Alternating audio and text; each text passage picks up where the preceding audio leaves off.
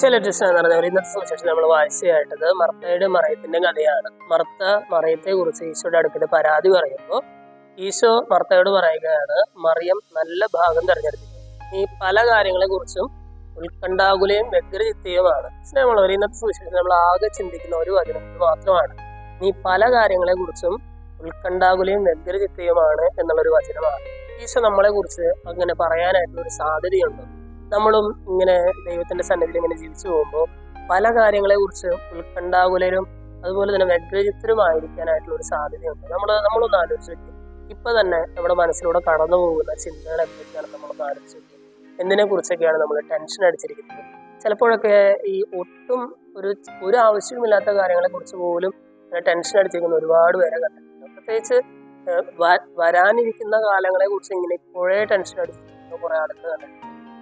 ഈശോ പറയുകയാണ്, നീ പല കാര്യങ്ങളെ കുറിച്ച് ഉത്കണ്ഠാകുലയും വ്യഗ്രചിത്തയുമായിരിക്കുന്നു. നല്ല ഭാഗം മറിയം തെരഞ്ഞെടുത്തിട്ടുണ്ട്, അല്ലെ? അത് അവളിൽ നിന്നും എടുക്കപ്പെടുകയും.